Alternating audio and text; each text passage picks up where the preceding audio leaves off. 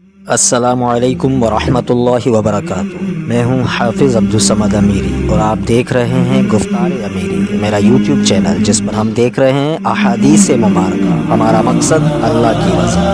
اگر آپ کو میری یہ کاوش پسند ہے تو چینل کو لائک کریں، شیئر کریں، سبسکرائب کریں، ساتھ میں لگے بیل آئیکن کو ضرور دبائیں تاکہ ہر نیا پیغام آپ تک وقت پر پہنچ سکے۔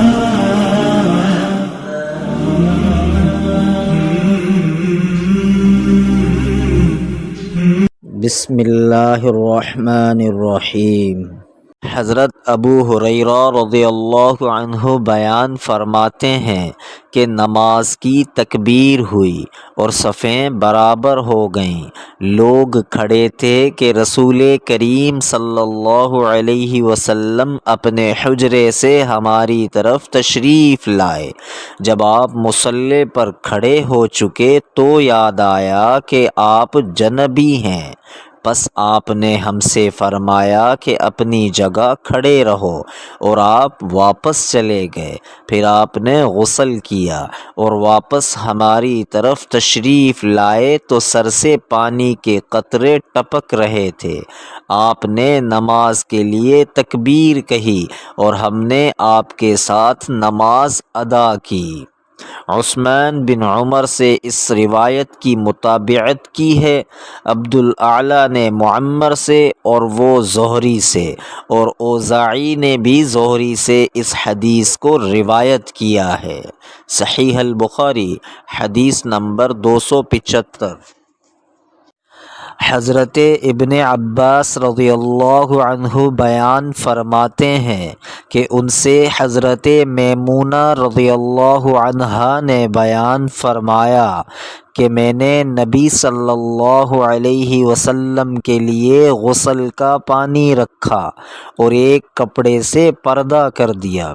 پہلے آپ نے اپنے دونوں ہاتھوں پر پانی ڈالا اور انہیں دھویا، پھر اپنے داہنے ہاتھ سے بائیں ہاتھ میں پانی لیا اور شرمگاہ دھوئی، پھر ہاتھ کو زمین پر مارا اور دھویا، پھر کلی کی اور ناک میں پانی ڈالا اور چہرے اور بازو دھوئے، پھر سر پر پانی بہایا اور سارے بدن کا غسل کیا۔ اس کے بعد آپ مقام غسل سے ایک طرف ہو گئے، پھر دونوں پاؤں دھوئے۔ اس کے بعد میں نے آپ کو ایک کپڑا دینا چاہا تو آپ نے اسے نہیں لیا اور آپ ہاتھوں سے پانی جھاڑنے لگے۔ صحیح البخاری حدیث نمبر 276۔ ام المؤمنین حضرت عائشہ صدیقہ رضی اللہ عنہا بیان فرماتی ہیں کہ ہم ازواج مطہرات میں سے کسی کو اگر جنابت لاحق ہوتی تو وہ ہاتھوں میں پانی لے کر سر پر 3 مرتبہ ڈالتیں، پھر ہاتھ میں پانی لے کر سر کے داہنے حصے کا غسل کرتیں اور دوسرے ہاتھ سے بائیں حصے کا غسل کرتیں۔ صحیح البخاری حدیث نمبر 277۔ حضرت ابو ہریرہ رضی اللہ عنہ بیان فرماتے ہیں کہ آپ صلی اللہ علیہ وسلم نے فرمایا، بنی اسرائیل ننگے ہو کر اس طرح نہاتے تھے کہ ایک شخص دوسرے کو دیکھتا، لیکن حضرت موسیٰ علیہ السلام تنہا پردے سے غسل فرماتے۔ اس پر انہوں نے کہا کہ بخدا موسیٰ علیہ السلام کو ہمارے ساتھ غسل کرنے میں صرف یہ چیز مانع ہے کہ آپ کے خصیے بڑے ہوئے ہیں۔ ایک مرتبہ موسیٰ علیہ السلام غسل کرنے لگے اور آپ نے کپڑوں کو ایک پتھر پر رکھ دیا، اتنے میں پتھر کپڑوں کو لے کر بھاگا اور موسیٰ علیہ السلام بھی اس کے پیچھے بڑی تیزی سے دوڑے۔ آپ کہتے جاتے تھے، اے پتھر میرا کپڑا دے، اے پتھر میرا کپڑا دے۔ اس عرصے میں بنی اسرائیل نے موسیٰ علیہ السلام کو ننگا دیکھ لیا اور کہنے لگے کہ بخدا موسیٰ علیہ السلام کو کوئی بیماری نہیں، اور موسیٰ علیہ السلام نے کپڑا لیا اور پتھر کو مارنے لگے۔ ابو ہریرہ رضی اللہ عنہ نے کہا کہ بخدا اس پتھر پر 6 یا 7 مار کے نشان باقی ہیں۔ صحیح البخاری حدیث نمبر 278۔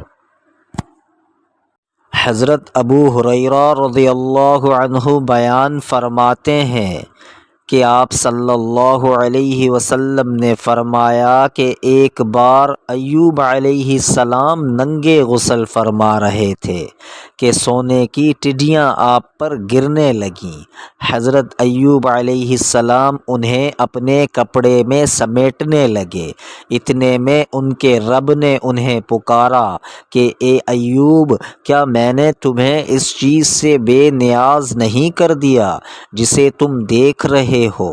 ایوب علیہ السلام نے جواب دیا، ہاں تیری بزرگی کی قسم، لیکن تیری برکت سے میرے لیے بے نیازی کیوں کر ممکن ہے؟